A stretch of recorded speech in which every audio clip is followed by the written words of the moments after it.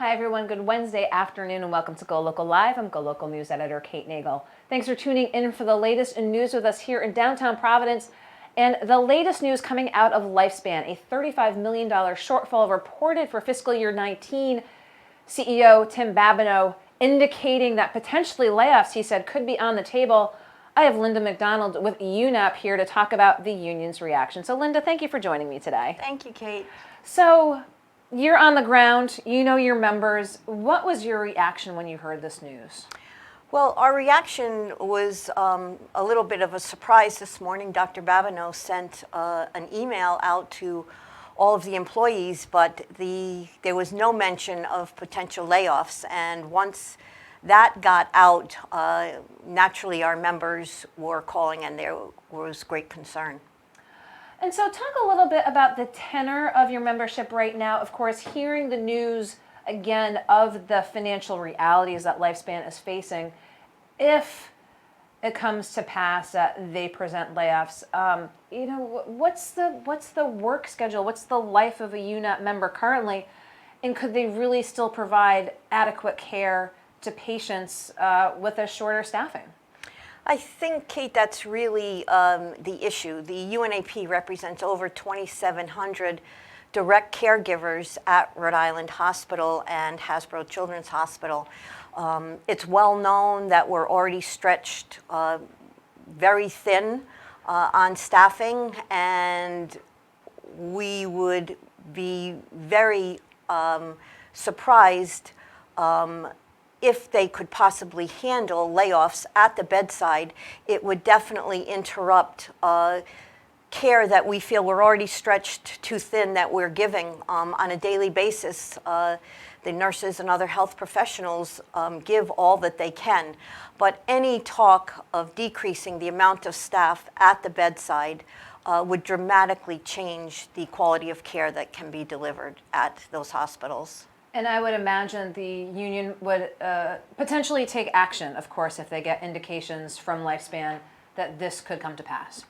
I think this is all new information for the union today, and as always, we make it clear to Dr. Babineau and the Lifespan board that we are willing to work with them, but any talk of decreasing the staff at the bedside would cause us great alarm, and we would fight those, and any talk of decreasing bedside staff at all is off the table for us, period.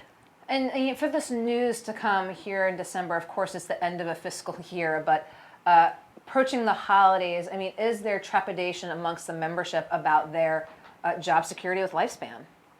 I think the time of year is never good. The end of a fiscal year, we always hear grumblings of things changing, and as I said, any talk of decreasing the staff would just be non-negotiable for the UNAP. And let's talk a little bit about the field, Linda, of course.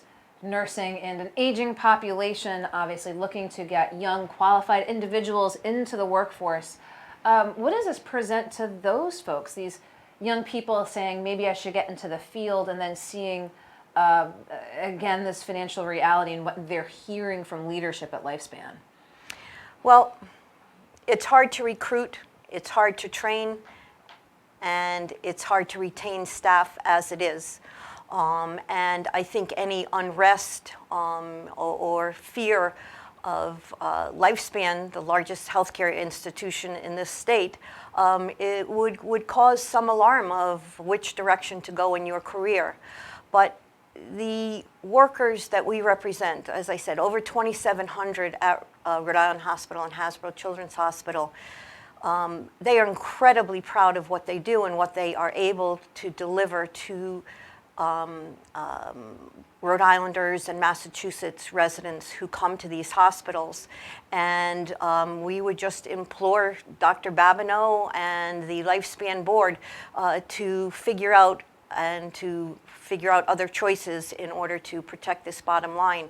But interrupting or removing an already very thin ratio of staff is just would not be acceptable and would clearly affect patient care and safety, and make the field very vulnerable.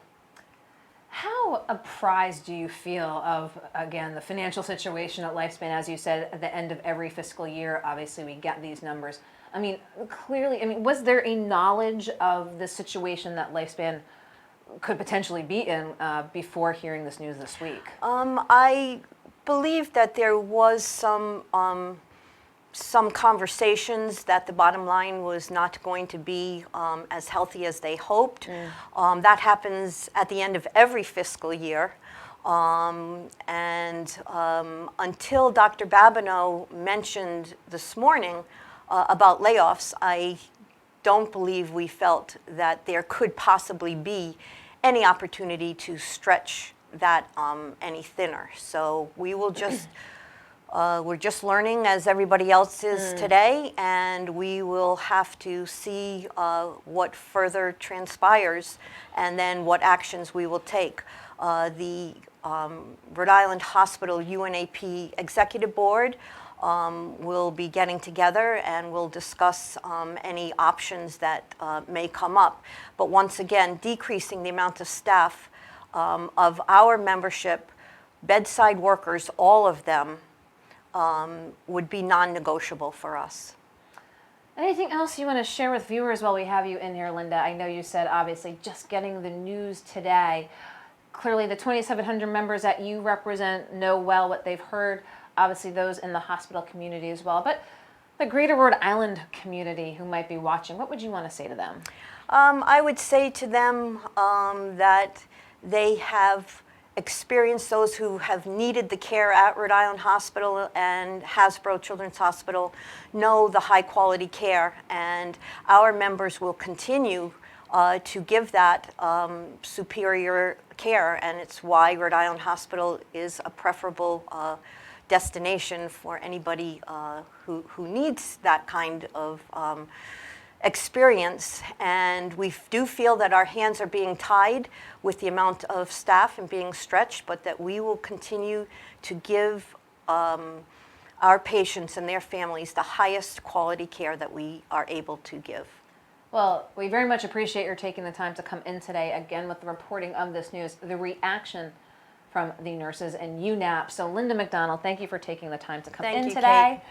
And thank you for watching for the latest in news. If you didn't already catch on GoLocal, Rhode Island is well represented in Forbes' latest 30 Under 30 list, just released. Alumni, artists, educators, so be sure to hop on GoLocal to check that out. And of course, see us throughout the evening on Facebook, and we'll be back with more tomorrow on GoLocal Live. I'm GoLocal News Editor Kate Nagel.